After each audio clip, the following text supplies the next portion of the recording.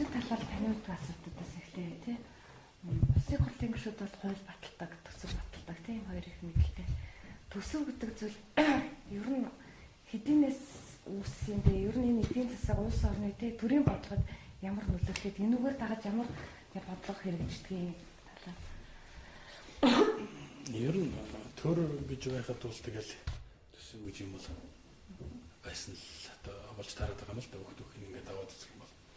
Тэгээ төсөв гэдэг нь өөрөө их гайхамшигтай зүйл юм. 2-3 юм бий бол онцолж хэлмээр санагдаад. За нэгдүгээрт нь бол төсвийг ингээд чи уншиж чадах хэрэгтэй. Энд чинь тухайн улс орны санхүүгийн одоо тухайн жилийн төлөвлөгөө шүү дээ. Тэгээ энийг уншиж чадна гэдэг бол ер нь эдийн засгч одоо болж байгаа нэг шинжил байх л та гэж би боддог. Тэгэхээр энэ дээр юу анхаарал татдаг вэ гэхээр нэгдүгээрт нь төсөв бол тухайн улс орны хөгжлийн одоо хүрсэн төвшинг илэрхийлдэг. Нэг ийм төвшөнд байна шүү гэдгийг илэрхийлж байгаа. За хоёрдугаарт нь бол энэ улс орн ямар зорилт төвшүүлээд байгаа. Юу шийдэх гээд байгаа. Энэ улс орны ирээдүйн одоо чиг хандлага нь хаашаа вэ гэдгийг илэрхийлдэг ийм л баримтчиг юм л да. Тэгэхээр хоёр гол юм л одоо энэ төсөв дотор байна гэж хэлэх гээд байгаа. Нэгдүгээрт нь өнөөдөр ямар төвшөнд төрчихсөн хөгжлийнхөө хувьд, хоёрдугаарт нь ойрын ирээдүйд ямар зорилт төвшүүлж тэрийг яаж шийдэх гээд байгаа юм бэ гэдэг. Ийм л хоёр юмыг илэрхийлж байгаа. Тэгээ зүгээр улсын их хурл бол ерөнхийдөө энэ хоёр өнцгөөс нь харж одоо жишээ нь төсөв батал учиртай болов гэсэн нэг бодол байт. Гэхдээ ингээд бүр нарийн төсөв рүү ороод гүнзгий ингээд аваад үзэх юм бол их олон юм харагдана. Тухайлбал одоо хамгийн энгийн асуудал гэхэд бол засаг төрийн хүчтэй сул байдал. Энэ хүчтэй засаг юм уу, сул засаг юм уу гэдгийг бол төсөв хараад ойлгож байна. Тухайлбал ямар одоо зүйл байна вэ гэхээр татварын орлого, төсвийн орлого гэж тал байгаа тийм ээ. Тэр орлого талд нь байгаа одоо эд ангуудыг ингээд аваад үзэх юм бол чухам хэдэн хувь нь татвараас бүрддэг. Хэдэн хувь нь зээлээс бүрддэг. Хэдэн хувь нь тусламжаас бүрддэг юм бэ гэдэг ингээд юмнууд гараад ирж байгаа байхгүй. Тэгээд тэр төсөв дотор чинь зээл тусламж нь нэлийн их хувь эзэлж байгаа юм бол за энэ улс бол ерөнхийдөө эдийн засгийн хувьд жоохон тийм юм байна. За одоо гаднаас бас хараад юм байна. Тэгээ чухам хинээд хараад байгаа юм бэ гэдгийг нүртэл ингээд төсөв дотроос нь харагдаж явж байгаа. За зээл тусламжийг орхичод дотоод орлогын аваад үздэг. Урсгал орлого гэдэг юм ингээд аваад үздэг татвар гэдэг байж байгаа. За татварын дотор нь задлаад үзчихтэй чухам амын орлогын дотор аж ахуйн нэгж байгууллагаас орж байгаа албан татвар гэдэг байж байгаа шүү дээ. Тэгээ энэ хоёр тоог ингээд задлаад үзээд ингээд ерөнхий динамикийг харж байхад бол за эднийх бизнесийн орчин таатай юм уу юм уу? Ард иргэдтэй одоо үйлчлэгээ явуулахад нь хэрэг өгөөчтэй юм. Ард иргэдийнхаа нуруунд дээр хэдийн хэмжээний ачаа үргэлтэй. Тийм ээ? Тэр зэсг нь өөрөө хэдийг үүрч авт юм бэ гэдэг нь бол их төвөггүй уншигддаг зүйл байгаа байхгүй. За тэгээд цааш нь ингээд аваад үзэх юм бол нэмэгдсэн өртгийн албан татвар гэдэг чинь. Гаалийн албан татвар гэдэг чинь. За энэ одоо улсын төсөв дотор хэдэн хувийг эзэлж байна. Тэгээ ерөнхийдөө гаалийн албан татвар, нэмэгдсэн өртгийн албан татвар гэдэг энэ юмнууд нь эзэлж байгаа хувийн жин бус юмнаас хэдий ч нэ их байна. Төдий ч нэ энэ ерөнхийдөө их тийм сул засаг байна. Ардчлал одоо бүрэн хэмжээгээр төлөвшөөгүй байна. Ард иргэдийнх нь эдийн засгийн одоо тэр соёл боловсролч гэдэг юм уу эдийн засгийн сахилга нь жилж болохоор тийм ээ энэ сул юм байна гэдэг нь харагддаг байхгүй. Яг гэвэл гайл гэдэг чинь бол хил дээр ингээд хүч ширгэлж байгаа шахуу аваад цуглуулад авчдаг зүйл. Тэгэхээр энэ нэг төрөл хүчээрэл энийг л цуглуулж авч ийн гэсэн үг шүү дээ. Ард иргэд нь өөрсдөө очиод өгдөг татвар бол мамын орлогын татвар, аж ахуйн нэгж байгууллагын татвар. Тэгэхээр энэ дээрээс нэг төрн хэр хүчтэй юм бэ, хэр сул юм бэ гэдгийг бол зөвхөн нэмэгдсэн өртгийн албан татвар, гаалийн албан татварыг эзэлж байгаа хувийн жин, хүн амын орлогын албан татвар, аж ахуйн нэгж байгууллагын эзэлж байгаа хувийн жин гэдэг динамикийг харахад бол ерөнхийдөө харагддаг. Ийм л одоо зүйл л дээ. Тэгэхээр төсөв гэдэг маань өөрөө одоо товчоор хэлэх юм бол өнөөгийн төвшин ирээдүйн одоо зорилтыг илэрхийлж байгаа баримт бичиг хэдий боловч цааш нь ингээд гүнзгий өгөх юм бол ер нь улс оронд байж байгаа бүх юмны одоо зангилааны дотор бол харж болно гэж хэлдэг ингэж л томьёолох. Тэгэхээр орлого талаас бол өнөөдрийн байдал харагдах нь шүү дээ. Тэгнь. бодлого улс төрийн яриа. Тийм. Хөгжлийн бодлого гэдгийг залгаас марж болох нь тийм юу гэж. Тийм. Хөгжлийн бодлого гэдгийг ерөнхийдөө залгаас нь харна. За ямар ч үсэн өнөөдөр нийгмийн хамгааллын асуудал маань ямар хувийн янзын төвшөнд байдгийг. Өвгөө төгшдөө яаж хамгаалчих, эмэгтэйчүүдийг одоо юу гэж үздэг, хүүхэд багчуудаа гэдэг. Ингээд ингээд ерөнхийдөө тэр урсгал зардал дотор нийшин зарцуулж байгаа мөнгө төгрөг бол ингээд ерөнхий харагдаж явж байгаа. За тэгээд дараа нь бүтээн байгуулалтын чанартай хөрөнгө оруулалтын асуудал ороод ирж байгаа. За тэгээд хөрөнгө оруулалтын асуудал дотор тухайн одоо шатанда ямар асуудлыг ингэж барьж авч байна вэ гэж. Өнөөдөр манай Монголын төсвийг аваад үзэх юм бол нэг сүртэй юм бол байхгүй л дээ. Хэдэн сургуулиудаа нэг шинээр барьж байгаа байх, ганц нэг эмнэлэг шинээр барьж байгаа байх. За тэгэл байгаа юмнуудаа л дандаа одоо юу гэдэг засаж одоо янзалсан тийм л юм байгаа шүү дээ. Тэрнээс бол нэг сүрхий тийм бүтээн байгуулалтын том юмнууд гээд хилээд яхад бол бас их хомс. Яг нэг өндөр өвчлийн шугамуд, сумууд руу ч юм уу аймагуд руу тавьж байгаа. Тэгээ өнөөдөр Монгол улсын хөгжил маань ердөө энэ төвшөнд л байна. Ямар ч улсын нэг урсгал зардлаа бариад байгаа юм аа нэг устгаад үгүй болгочихгүй нэг засаад янзлаад тийм ээ.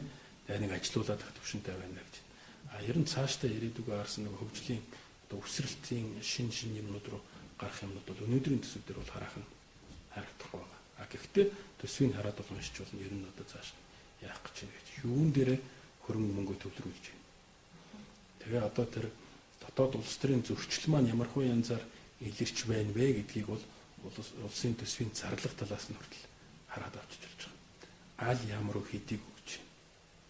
Чинь төсвийг захиран зарцуулж байгаа хүн гэдэг чинь бол одоо тэгэл үндсэндээ бол бас их эрх мэдэлтэй болж байгаа юм шүү дээ. Тэгэхээр хинийх нь эрх мэдэл өнөөдөр өсөд байна. Аль бүлэглэл нь илүү яваад байна. Аль нь одоо жоохон багассан байна гэдэг хүртэл төсвийн зарлах тал дээр бол ингээд оны ингээд хараад нэг 5 жил 10 жилээр ингээд динамикийг харах юм бол ерөнхийдөө бол бас харагдаад байгаа учиртай юм. Хуримтлалын асуудал бас их чухал байж байгаа. Чи хөрөнгө оруулалт хийх гэж байгаа бол хуримтлал нь байх хэрэгтэй. Тэгэхээр тэр хуримтлалын төвшин чинь хэдвэ гэдгийг бол өөрөө нэг хөрөнгө оруулалтын төвшин чинь харуулж байгаа. Одоо Монгол улсад одоо тухайн жилдээ гэж одоо за нэг 100 төгрөгийн хөрөнгө оруулалт хийх гэж байна гэж. Тэгэх юм бол тэр 100 төгрөгийн хөрөнгө оруулалтыг чинь хэдэн бид нар өөрсдөө гаргаж байна. За 40-ыг гаргаж байна. 40 төгрөгийг дотоодоос гаргаж байна. Тэгэх юм бол дотоодын хөрөнгөлөлт үндсэндээ 40 хүртэл байна гэсэн үг болчихж байгаа байхгүй юу? Энэ бол их бага байна гэсэн үг болж байна. Энийг бол ашиж жоохон нэмэх хэрэгтэй. За үлдэж байгаа жараач хаанаас болж байгаа юм бэ гэхээр одны зээлж байт юм уу? Тусалцаач байт юм уу? Эсвэл одоо нөгөө бонд энэ төр гэдэг янз янзын гой нэртэм юмуд яваад байдаг шүү дээ. Тэр мөрнөөс жоох юм уу гэдэг бол бас харагдаад эхэлж байгаа байхгүй. Тэгэхээр л нөгөө өрийн дарамтын тухай асуудал тэрний чинь цаана юу гарч ирэх вэ гэхээр бол Монгол улсын гадаад бодлого нь ер нь ямар байгаа. Гадаад эдийн засгийн харилцааныхын түвшин ямар байгаа. Одоо экспорт импортын түвшин ямар байгаа энэ төргээд энэ юмнууд чинь бол бас л төсөв дотор ингээд харагддаг юм л та. Бараг 10 жилийн өмнө ерөнхийдөө тэрнээс хойш улсаар хөгжсөн татвар бид хэлж байгаа тийм ээ. Төсөв дээрээс энэ хоёр хооронд хугацааны хооронд тийм төсвийн өсөлтийг нэг төсөвт гасан өөрчлөлтийг харьцуулаад харахад өнөөдрийн бидний хүрсэн түвшин яаж уншигдаж тийм том үзүүлэлтээр бол маш их өссөн. Бид нар чинь миний үед чинь баг 30-40 тэрбум төгрөгийн асуудал ярьдаг байлаа шүү дээ хөрөнгө оруулалтын түвшинд бол. Өнөөдөр бол одоо их 80-аар нь ярьж байна. Тэгэхээр одоо 30 миллиард байсан юм чинь өнөөдөр тухайлбал одоо 2013 оны төсөв гэхэд 1.4 триллион буюу одоо монголоор бол их 80 гэж хэлээд байгаа. Тийм төгрөгийн асуудал ихтэй маш их нэмэгдсэн байж байгаа тийм ээ. Маш их нэмэгдсэн байж байгаа. За энэ талаасаа бол одоо эдийн засаг өсчээ, одоо ахиц дэвшил гарчээ гэдэг нь үгүйсэх арга байхгүй. Төсөвдөө харах юм бол төсөв бүтэж байгаа орлогын их усруудыг харах юм бол тий. Гэхдээ саяны хэмжээ ингээд яг тооны хувьд бол ингээд өсчихсөн байгаа болж нөгөө цаана жоохон юу болоод байна гэдгийг ойлгоход бол харьцуулсан үзүүлэлтүүдийг авч үзэх хэрэгтэй байхгүй юу? 1.4 гэдэг бол нэг чамд олон юм хэлэхгүй. Яг 30 миллиард байжгаад 1.4 их 80 боллоо гэдэг үзүүлэлтээр бол яг нэг дүгнэлт хийж болно. Гэхдээ яг жоохон дотор нь одоо жоохон юу вэ, юу болчихсон юм бэ гэдгийг ойлгохын тулд бол хувилж үзэх хэрэгтэй. Харьцангуй үзүүлэлтүүдийг. За тэр 1.4 чинь жоохон юунаас үрдээд байгаа юм бэ? Их усүр тал нь юу байсан юм бэ? Тэгээд 30 миллиард байхдаа юу байсан? 1.4 болчих тэр одоо эзэлж байгаа хувийн чинь ямар хөө янзаар өөрчлөгдөв гэдгийг аваад үзэх хэрэгтэй болж байгаа юм л. Тэгээд үзэх юм бол өөрчлөгдсөн юм бол маш бага байна. Нөгөө л уул уурхай. 30 миллиард байхад Эрдэнэтээс хэдэн төгрөг оруулж ирээ тэрүүгээр ингээд хөрөнгө оруулалт хийж явдаг байсан бол өнөөдөр бас л ялгаа байхгүй нөгөө л Эрдэнэтээс нөгөө л уул уурхайн салбараас за яг дээрээс нь одоо сүүлийн үед нэг яригдаад байгаа ганц хоёр уурхай байгаа. Тэрнээс л мөнгө нь орж ирээд байгаа. Тэс өөр санхүүгийн их усур бол бас гаргаж чадаагүй байна. Тэгээ ингээ харахад бол 30 миллиард байсан юм чинь их өссөн юм шиг харагдаад байгаа боловч яг чанарлуу мөн чанарлуу ингээд ухаад байх тэр за нөгөө л бах байдаг л уул уурхай магадгүй тэр уул уурхайгаас хараат байдал нь бол улам нэмэгдчихсэн байх жишээ дээ. Зээл тусламжийн хэмжээ бол буурсан. Зээл тусламжийн хэмжээ бол абсолют дүнгээрээ бас буураагүй. Үнэмлэх дүнгээрээ бол бас харьцангуй ерөнхийдөө нэг төвшөнд яваад байна гэж бид нар ойлгож байна. Гэхдээ нэг эерэг тал нь бол юу юм бэ гэхээр тэр зээл элдв янз бүрийн тэр юмнуудаа тусламжаад үйлчлэх чадвар бол Монгол улсын хувьд хамаагүй дэвшилсэн. Өөрөөр хэлэх юм бол одоо тэдэн төгрөгийн валютын нөөцтэй байх хэрэгтэй байна гэж ярьдаг байсан бол өнөөдөр хангалттай валютын нөөцтэй болчихсон. Монгол улсын экспортын хэмжээ нь гадаад өөрийнхөө үйлчлэгийг чөлөөтэй хангах үз хэмжээнд бас хүрчихсэн байх жишээ. Тэгээ энэ утгаараа бол одоо бас ахиц байна гэж ойлгож байна. Энэ чинь юу харуулдаг вэ гэхээр бол Монгол улс гадаад эдийн засгийн одоо хамтын ажиллагаагаа бол өргөжүүлж чадсан байна. Эдийн засгийн интеграцид их идэвхтэй оролцож байгаа юм байна. Хоёр хурцдаг эдийн засгийн интеграцчлах процесс явагдаж байгаа юм байна. Бүс нутгийн эдийн засгийн интеграц, дэлхийн эдийн засгийн одоо хөдөлмөрийн хуваарьд бол бас идэвхтэй оролцоод эхэлж байгаа юм байна шүү. Өөрийн гэсэн дуу хоолойтой болж байгаа юм байна шүү гэдгийг харуулж байгаа бас нэг үзүүлэлт. Төр байгаагийн хэрээр хүчээр төрж авдаг татваруудын тухайтай хэлсэн тийм. Энэ татваруудын хэмжээ өөрчлөгдсөн гэдэг юм. Энэ талаар бол мэдсэн. Энэ дээр бол өөрчлөлт гарсан бол их бас их ховор. Бас их ховор. Ер нь улс орны хөгжлийн төвшинг тодорхойлох үзүүлэлт гэх юм бол одоо та нар өөрсдөө энэ бас ингээд хараад үзсэн ч бол хаанаа статистикуудыг улс орны статистикуудыг харьцуулаад ялангуяа тэр өндөр хөгжилтэй орнууд гэж байгаа орны статистикийг аваад тэр төсвийн бүтцийг аваад үзье. Тэгээд тэрийг Монголын бүтцтэй харьцуулах юм бол өдөршин шиг ялгаа гарч байгаа юм л. Жишээ нь Америкийн нэгдсэн улс гэхэд бол үндсэндээ орлогын гол их усүр нь бол хүн амын орлогын татвар байдаг. Тэрүүгээр л явчихдаг. Хүн ам нь орлоготой байгаад. Тэг хүн ам нь орлоготой амьдрал гон тийм. Тэгээ нэг дунд чинэлэг давхарчин бүрдэж байгаа. Тэр чинь бол хангалттай ямиг бол төрцөгтэй өгч штэ мөнгө. Тэгээ тэрүүгээр дараа дараагийн хаймыг хийгээд болцоо гэж. Одоо нэг бас Скандинавийн орнууд гэдэг чинь тэнд бол хүн амын орлогын татвар харьцангуй одоо их өндөр байдаг. Тэгээд төсөв дотор ажиллаж байгаа хувийн чинь ч гэсэн өндөр байдаг. Манайд бол яаж юм гэхээр хүн амын орлогын татвар өндөр төлж байгаа хүн ер нь маш ховор. За яг төрийн байгууллагад ажиллаж байгаа нэг хэсэг хүмүүс том аж ахуйн нэгж байгууллагад ажиллаж байгаа хүмүүс бол ослогоо цалин дээрээс нь хүн амын орлогын татвар гэдэг 10% авчиж байгаа. Гэхдээ ихэнх хүмүүс бол үндсэндээ татвар хамрагдахгүй байна. Тэгээд зарим нэгэн манай улс төрчд бол юу гэдэг вэ гэхээр энэ хүн амын орлогын татврыг эзэлж байгаа хувийн чинь улсын төсөв дотор дэндүү бага юм чинь ер нь энийг одоо болчихуулаад ийм дотор авах бол юу яасан бэ гэсэн хүртэл тийм юм ярьж байгаа хүмүүс ч хүртэл байдаг л да. Тэгэхээр би бол ийм байж болохгүй гэж. Явандаа хамгийн гол юм чинь хүн амын орлогын татвар болно. Тэгээ энийг бол монголчууд төлж сурах учиртай. Хүн амын орлогын татварыг төлж сурах. Тэгээ хүн амын орлогын татвар төлчхөд энэ дотроос хасуулдаг зүйл байх хэрэгтэй. Тухайлбал одоо чи хүүхдийнхээ боловсролд мөнгө зарж байгаа бол тэр чинь хүн амын орлогын татвараас чинь хасагдаад явчихдаг. Шинэ хөвдөө орон сууц байшин худалдаад авч байгаа бол тэр чинь хүн амын орлогын татвараас чинь хасагдаад явчихдаг. Тэгээд энэ юмнуудыг ингээд татварын бодлогоор дамжуулаад хийгээд өгтөр төсвийн бүтц чинь нэрвсаар бол ерөнхийдөө эдийн засгч нь өөрөө их зөв хэлбэрлэг болчихж байгаа. Хүн амын орлогын татвар төлж байна гэдэг чинь тэр хүн орлоготой байна. Орлоготой байна гэсэн. Тэгээ улс орн хөгжиж гин гэсэн. Ерөнхийдөө юм гэсэн. Тэгээ нөгөө нэг одоо аж ахуйн нэгж байгууллагын орлогын албан татвар дээр ч гэсэн ингээд нөгөө нэг татвараас зугтна гэдэг асуудал ч та. Манай хувьд бол их том асуудал байлаа шүү дээ. Ялангуяа 1990-ад оны үед татварын хэмжээ ч та өндөр байлаа. Тэгээ татвар төлдөг аж ахуйн нэгжүүд нь ч бас одоо юу байлаа. Тэгээд аж ахуйн нэгж байгууллага болгон үндсэндээ бол хоёр одоо баланс гаргадаг юм. Татварын байцац зориулсан нэг баланс, өөртөө зориулсан нэг баланс. Тэр бүгдийг чинь шийдэхин тулд явсаар байгаад бид нар тэр нэг 4.10 гэдэг юмыг гаргаж ирээд үндсэндээ ганц татвартай болно шүү дээ. Хүн амын орлогын татвар, аж ахуйн нэгж байгууллагын орлогын татвар, гаалийнх, нэгдсэн суртын албан татварыг бол үндсэндээ 10% оруулсан. Тэгээ хамгийн доод түвшинд нь одоо энэ аз нөхөндлөн бүстэл ер нь оруулж ирж одоо хамгийн гайгүй болгож өгсөн л доо. Тэгээ энийг бас хийхэд оролцсон хүн одоо чинь юм ингээд сууж байна. Тэгээ ямар ч болсон зүгээр энийг ингээд хийсний үр дагавар нь юу байсан? Тухайн үед бол бас шүүмжлэл их байсан. татвараас өлөөж чадахгүй болчих юм улсын төсөвт орлого байхгүй. Тэгэх юм бол орлого байхгүй бол цалингаа яах юм, эмч нараа яах юм, багш нараа яах юм гэдэг юм бас боолноо гэдэг ингээд явсаар бол шийдсэн лээ. Тэг өнөөдөр үр дүн нь юу гарч ийнэ гэхээр татвараас утга нь харьцан байгаа. Ер нь аж ахуйн нэгж байгууллагууд бол одоо өнөөдөр юм өгье гэж шүү дээ. Татвараа өгье гэж. Яг зүгтаад ах сонирхол бол байхгүй болчихсон байх чинь. Тэг ингээд бас нэг жоохон агцтай юмуд гарч. Тэгтэл сансан хэмжээнд хүрснүггүй бас хүрээгүй. Нөгөө л одоо байх хэвээр төвшөндөө бол хүртэл өдөл байна л да. Төсвөө төр хүчээр бүрдүүлнэ гэдэг бол муу үзэлт юм биш үү? Татвар төлөгчд нь олцорч явах тэдний төлдөг татвар нэмэгдэх гэдэг бол сайн үзэлт. Тийм, тэр нь гол үзэлт. Нийгмийн давхарга дотор явагдаж байгаа тэр том одоо төв маягтай хөдөлгөөнүүд юм л да тийм ээ. Хүн амын хэдэн хувь нь чинээлэг дундаж давхарга байна. За хэдэн хувь нь одоо нэг хамгийн эмзэгт нь хамрагдаад байна. Тэгэл аль болохоор л одоо юу гэдэг тэр дундаж давхарга бол бүгдээр л чиглэх ёстой шүү дээ тийм ээ. Тэгээд тэр нийгмийн тэр страта гэж яриад байгаа тэр бүлэг хоорондоо тэр шилжих юмнууд нь бол одоо арай илүү хөдөлгөөнд чанар нь нэмэгдсэн байх тухай асуудал байгаа юм л да.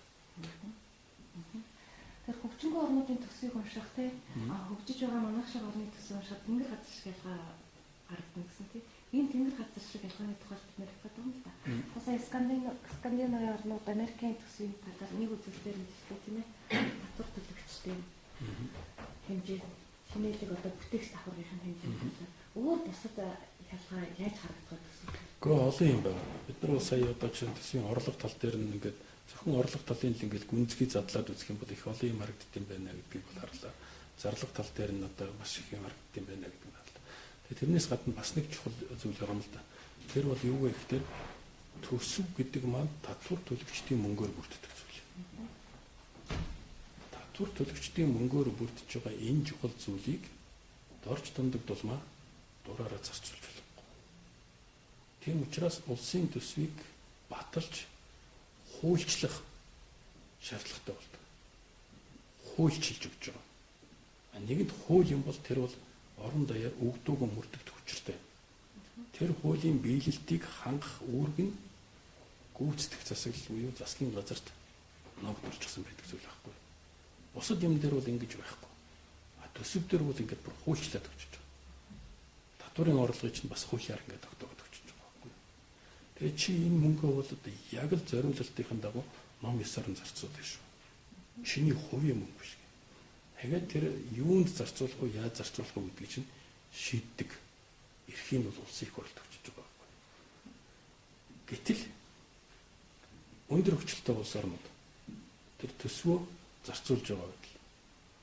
Зарцуулж байгаа байдалтай хяналт тавьж байгаа үйл ажиллагаа нь одоо хоцрогдсон гэх юм уу гэх юм одоо буруу хөгжилтэй улс орны хувьд бол шал ондоо. Тэнд бол мөнгөөр нь хяналтаа тавина. Төгрөг гэж ярихгүй шүү дээ. 1 төгрөг, 10 төгрөг, 20 төгрөг, 100 төгрөг, 1000 төгрөг гэж ярихгүй. Нэг мөнгө, 5 мөнгө, 10 мөнгө гэж бүр ингээд мөнгөөр нь хяналт тавьдаг байхгүй. Яг л энэ чиний мөнгө шүү. Энэ татвар төлөгчдийн мөнгө. Тийм учраас татвар төлөгчдийн мөнгийг хамгийн үр ашигтайгаар зарцуулсан байх ёстой. Тэгээд зориултын дагуу зарцуулсан байх ёстой гэж ингэж одоо шаарддаг. Тийм учраас тэр одоо парламентаар нь хилэлцэж баталж байгаа төсөв гэдэг маань бол манайх шиг 5-10 хуудас юм байдгүй л дээ. Хэдэн 100,000 хуудас юм байна. Тэгээд зарим одоо улс орнуудад бол яадаг вэ гэхээр төсөв батлах гэж нэгтэрэ одоо их хурл дээрээ хэдэн автор цаасан хайрцагтай юм авчирж байгаа юм шүү дээ.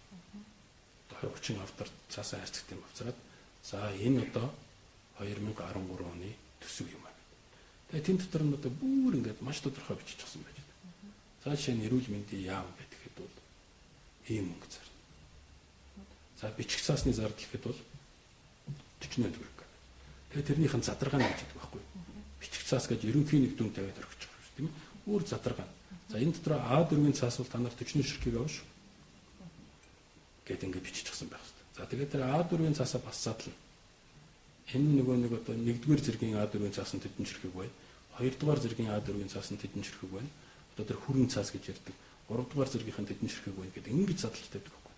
Тэгээд чи хэрвээ тэнцэнээс одоо зориултын бусаар нь зарчихсан мэл да 2 дугаар зэргийн А4-т зориулсан мөнгөөр одоо 1-р зэргийг авчихсан байх юм бол хариуцлага байна. Чи яах дээр энэ ард түмний мөнгийг ингэж тур мэдэн зарцуулдаг. Чиний мөнгө юм надад. Наад чинь татвар төлөгчд юм. Ард түмнийг төлөөлж байгаа улсын их хурлын энийг батлаад өгчихсан байна хөрөв. Чи яагаад ийм юм хийж байгаа юм бэ гэд ингээд хариуцлага тоцоод албан тушаалаас нь ямар нэгэн өчиггүйгээр зайлуулдаг ийм тогтолцоо байдаг байхгүй. А манад бол одоохондоо тийм юм руу орж хараахан чадаагүй л байл да. Ерөнхий багцлал байгаа шүү дээ. Тэгэл багцаар нь том дүнгээр нь тавьчихсан. Тэгээд тэрийг төсвийн зарцуулалтыг баг гişүүдж өөрсдөө хийж чадахгүй шахуу байгаад байгаа. Тэгэхээр энэ төсөв гэдэг маань 1-р нь ингээд орлогоо бүрдүүлээд зарлагаа тодорхойлоод ингээд явахаас гадна төсвийн гүйцэтгэл гэж бас нэг юм байна. Тэр төсвөө яаж гүйцэтгэж чинь, яаж хэрэгжүүлж чинь. Тэр хэрэгжүүлж байгаа үйл ажиллагаанд нь хяналт тавьдаг механизм бол магадгүй юу юунаас чухал. Тэрний төлөө улсын их хурл гэж байдаг байх гэж боддог. Тэгээд тэрийг бол одоо хийх ёстой. Харамсалтай жишээ нь одоо 2013 оны төсөв гээл тэгэхэд бол одоо эдийн засгийн шинтгэл хийнэ гэдэг 50 тэрбум төгрөг тавьчихсан л авч дээ. Юу хийх гээд байгаа яах гээд байгаа гэдэг. Софтвергүй яагаад тэгэл тавьчихсан байж лээ гэлтэй. Өөрөөр хэлэх юм бол сайд дарганаар нь одоо тэр хамгийн том албан тушаалтай хүмүүс нь төсөвтэй ингэж хандж байгаа байхгүй. За яг байж лээ 50 тэрбум. Та нар бити эрэг болт шург руу нороод айл тавьж. Ингээд байж ингэж ханднаа л гэдэг бол угаасаа л нэг Монголд маань нөгөө төсөвд орсон асуудлууд төсвийн сахилга гэдэг маань ер нь ямар хуу янзын төвшөнд байна вэ гэдгийг л одоо их л тод харуулж ийн л гэж ойлгоод байна. Одоо хамгийн сайн төсөв гэдэг тийм жишээ байж болох уу? Зөвхөн улс орнуудаас ингээд аа. Ер нь бүх орнуудаас өндөр хөгжилтэй одоо OECD-ийн 24 орн гэж байгаа шүү дээ. Тэр 24 орн чинь ерөнхийдөө бол баримжаа болдог байхгүй. Өндөр хөгжилтэй 24 орн. Тэр 24 орны төсвийг л авахд л ерөнхийдөө бол ингээд маш тодорхой харагдаж байна. Тэр одоо нийтлэг тэр онцлог нь сайн жишээ нь. Сайн юм хамгийн гол нь юу төсвийн гүйцэтгэл дээр хяналт тавьдаг юм айгүй тодорхой. Нэгдүгээр. Хоёрдугаарт нь шаардлагатай үедээ төсөв мөнгө төвлөрүүлж чаддаг. Өнөөдөр Монгол улсын хувьд хамгийн чухал асуудал юу юм бэ гэдэг. Тэрийг ингээд гаргаж ирээд. Жагсаалтыг гаргаад ирэх нь шүү дээ. Магадгүй 10 асуудал гаргаад ирлээ гэж үү. За тэр 10 асуудлаа эренбэлнэ. Энэ нэгдүгээрт нь байна, энэ хоёрдугаарт нь байна. Ингэж эренбэлж жагаад тэгээд хамгийн чухал асуудал тэрэ төсвөө төвлөрүүлээд төсвөө дайчлаад тэрнийхээ төлөө ингээд юу гэдэг одоо тэр хэрэгжүүлээд явж байгаа чадвар их чухал байгаа байхгүй. Би жишээ нь одоо юу гэж харж байна гэхээр бол 2013 оны төсвийг харахад за төсөв мөнгө бас хомсгон байна, дутагдaltaй байна. Өссөн хэмжээгээр орлогын их усур байхгүй юм байна. За бүгдийг нь одоо бид нар бас ингээд хөрөнгө оруулалт руу хийж чадахгүй юм байна. Тэгээ хөрөнгө оруулалт зориулагдж байгаа юм бол харьцангуй бага байх юм байна. Ийм тохиолдолд юун дээр мөнгөө одоо зоох ёстой вэ? Юун дээр анхаарлаа хандуулах ёстой вэ гэдэг ингэж асуудал тавиад миний ойлгож байгаа бол тухайн эрчим хүчний салбарыг л анхаарах ёстой байхгүй.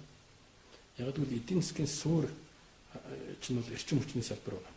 Гэрэл цахилгаан л байхгүй бол жижиг дунд үйлдвэрлэлийн тухай яриад тэрэг байхгүй, эмнэлэг боловсролын тухай яриад тэрэг байхгүй, том аж үйлдвэрийн тухай яриад зэрэг байхгүй, зам тээвэр хоролбооны тухай яриад тэрэг байхгүй. Баашин барилга бариад зэрэг алга шүү дээ. Өнөөдөр орон сууцны залуучууд бол орон сууцнд орё гэж маш хүсэж байгаа. За тэгээ яг нэг баашин барилаа гэж үү. Тэнд нь гэрэл байхгүй бол тэр баашин гар яах. Тэнд нь халаалт нь байхгүй тэр баашин гар яах. Тэгэхээр өнөөдөр ард иргэдийн амьдралыг үүдээшлүүлж байгаа тэр орон сууцны асуудлыг шийдье гэхэд бол чинь эрчим хүчний үйлдвэрлэл, дулааны үйлдвэрлэл нь өөрөө хязгаарлалт бий болгоод байгаа байхгүй. Тийм учраас эрчим хүчний асуудал бол маш чухал байна. Бид нар өнөөдөр эрчим хүчний хязгаарлалтуудыг хийгээд эхэллээ шүү дээ. Одоо сүүлийн үеийн саний хэвлэлээр бол юу гэж ярьж байгаа гэхээр тэр одоо Чингэлтэй дүүрэг бусад дүүргүүд эрчим хүчний хязгаарлалт хийгээд эхэллээ гэдэг ингэж ярьж байна. Эрчим хүчний хязгаарлалт бид нар хийдэг байсан. Гэхдээ урд нь бол үндсэндээ бид нар чинь 1 сар за 2 сар энэ төр гэдэг. Заримдаа 4 сараас эрчим хүчний хязгаарлалтуудаа хийдэг байсан байна. Гэтэл энэ жил бол яаж ийм нэхтэр бид нар бол уушаа 10 сараас эхлээд эрчим хүчний хязгаарлалтаа хийгээд эхэлж байна. Тэгээ чи айгүй төвшүүртэй тохио байгаа байхгүй. Тэгээ эрчим хүчний эрэлт хэрэгцээ нэхэд жилд бол 20-оос доошгүй хуваар өсөд байгаа. Тэгэхээр манад үйлдвэрлэж байгаа эрчим хүч чинь жилд бол зүгээр яг өнөөгийн төвшингөө ингээд их нураачихгүй барихын тулд бол 20 хуваар өсөж байгаа хэвээр. Тэгээд дараа нь цаашаага хөгжөө гэж байгаа тэрнээс илүү их хэмжээний эрчим хүч дулаан үйлдвэрлэх шаардлагатай байна. Ингийн тулд нэг 5 дугаар цахилгаан станц барих тухай асуудал байж байна. Тэр баруун аймагуудад одоо 38 36 мегаваттын цахилгаан станц барих тухай асуудал байж байна. Тэр оюутлогоо дээр нь одоо 400-500 мегаваттын цахилгаан станц барих тухай асуудал байж байна. Дулааны станцуудыг барих асуудал байж байна. Тэгээ чинь ганц 2 хоногийн дотор барьцдаг зүйл бас биш. Зураг төсвийн гаргана, за тэгэл нөгөө газар шорооныхаа ажлыг хийгээд нөгөө юмаа бариад ингээд дуусна гэх юм. Хамгийн багаар бодоход бол 3-4 жил шүү дээ. Одоо хамгийн өөдрөг үзүүлэлттэй. Тэгэхээр өнөөдөр мөнгөө зарж 4 жилийн дараа бид нар цахилгаантай болох тухай асуудал яриад байна шүү дээ. Тэгэхээр өнөөдөр мөнгөө зараагүй байж үуч тэгээд жил болгон 20% эрэлт хэрэгцээтэй байж байдаг. Ингээд маш хүнд байдалд орох гэдэг байна. Тийм учраас гүйцэтгэх засаглал яах ёстой вэ гэхээр олон юм яриад авахгүй шүү нөхдөө байдал юм байна. Тийм учраас өнөөдөр хамгийн одоо Монгол улсын амин чухал салбар болоод байгаа энэ эрчим хүчрээ бид нар хөрөнгө оруулалтаа чиглүүлнэ. Зарим нэгэн газар дээр конторын барилга байхгүй байж болно. Зарим нэгэн газар дээр аймгийн төвийн одоо тэр цэнгэлт хүрээлэн чинь байхгүй байж болно тийм үү? Юу гэдэг зарим нэгэн газар эмнэлгийг чинь бид нар шинээр барьж өгч амжихгүй байна. Тэгэхдээ өнөөдөр эрчим хүчнийхээ асуудлыг шийдэх бол дараа жил 4 жилийн дараа бүр хамарч асуудлыг шийдэж чадахгүй болчих гээд. Ингээд ингээд хөрөнгө мөнгө зарцуулах хэрэгтэй. Энийг бид нар хийхгүй байна. Бусад улс орнууд дээр өндөр хөгжилтэй улс орнууд гэдэг чинь бол иймэрхүү юм хийх тийм санхүүгийн их өсвөрмж байж байгаа маний уралт талбайч байж байгаа. Тэгээд иймэрхүү юм бодлогын хувьд хараад томьёолж чаддаг, төлөвлөж чаддаг, яашин хөрөнгө мөнгө зарцуулж чаддаг тэр институт механизм нь бүрдчихсэн байдаг. Өөр манай дараах хэрэглэх хэвээр сайн жишээ юм төсөв дээр. Манайд өгөгдөж байгаа.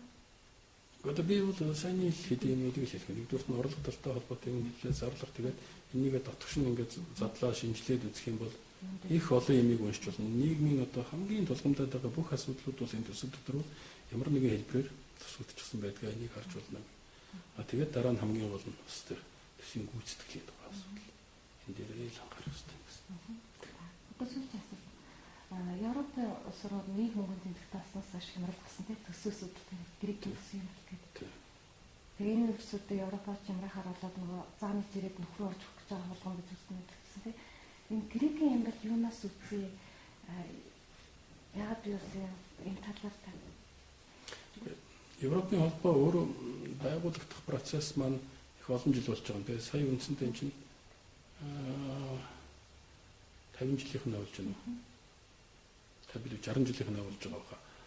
Тэгээ тэрнийхэн төлөө сая одоо Нобелийн шагнал Европын холбоод олголоо шүү дээ. 60 жил тайван сайхан явж байгаад ингээд интеграцлагдаад шинэ одоо төвшөнд гарч ирээд ингээд Европын холбоо гэдэг бие даасан эдийн засгийн том бүс бий боллоо. Тэгээ энэ бол гарцаагүй том бололт л да. Анх эн чинь зүгээр ган хайлуулдаг үйлдвэрүүд хоорондоо ер нь хүчээ нэгтгэх яа тэгэхгүй бол бид нар одоо Америкийн ган хайлуулагч нар бусад улсны ган хайлуулагч нартай бол ер нь өрсөлдөд дийлэхгүй юм байна гэдэг үднэс л гарч ирсэн зүйл шүү дээ. Тэгээ эхлээд ган үйлдвэрлэлийг нэгтгэжсэн бол дараа нь одоо бусад юмнуудыг нэгтгэсээр бас үлдээ нэгдсэн мөнгөний нэмэлттэй болоод нэгдсэн парламенттай болоод ингэж явж байна. Энэ дээр нэг ажиглагдаад байгаа юм нь бол юм бэ гэхээр засаг захиргааныхаа нэг жиг хувьд бие даасан улсууд бол бас байгаад байгаа. Тэгээд дотоодын төсвийн үйл ажиллагаа нь бол бас нэгдсэн юм дотор бас тэр хараахан уйлдж өгч чадаагүй. Зүгээр цаг хугацааны хувьд бол би энийг хийж чадаагүй байх гэж бодож байна. Магадгүй 20 жилийн дараа бол энэ бол шийдэгдэх байх. Тэгээс сүүлийн үед эрдэмтдийн яриад байгаа юм бол за мөнгөн тэмдэгт тэгээ мөнгөний бодлого бол нэг боллоо. Энэ бол том болол. Гэхдээ энийг төсөвтэйгээ үйж өгөхгүй юм бол бас болдгүй юм байна. Төсвөө нэгдсэн маягаар зангидж батж яахгүй болдгүй юм байна гэдгийг л яриад байна л дээ. Гэтэл Европын холбоог бүрдүүлж байгаа улс орнууд төсвөө одоо тэр дээд байгууллагатаа шилжүүлчих магадлал хэр байгаа вэ? Би бол өнөөдөр энийг хэлж чадахгүй. Өөрөөр хэлбэл өөрөө төсвөө мэдж захируулах эрхээс л татгалзах гэдэг шүү дээ. Тэгэхээр тийм бэлэн орон бол их ховор байгаа. Ховор байгаа. Энэ л одоо нэг хямралын чинь нэг гол учир шалтгаан болж байгаа юм. Яг л Грек бол ерөнхийдөө төсвийн сахилга ийм юм үзүүлэлтийг хангаж байх ёстой шүү гэж мэдж байсан боловч тэрийг бол хангахгүй явсаар байгаа л тэгэл өнөөдөр бол өөрөө дийлэхэргүй хэмжээний л одоо өрн тунал тэр өөрийгөө шийдэхэд бол бусдыгаа л одоо чирж байгаатай л адилхан юм болчиход байна шүү. Тэгэхээр энэ асуудлыг л одоо шийдэх төр төсвөө чи өөрөө дангаараа мэдээж захиран зарцуулах юм уу? Эсвэл энийгээ тэр Европын холбоо руугаа шилжүүлэх юм уу гэдэг энэ асуудлын шийдлийг олоогүй байгаа нөхцөлд бол энэ хямралын нэг тийм их үүсвэр бол байнга байж байгаа юм байна л гэж би өөртөө ойлгосон байна.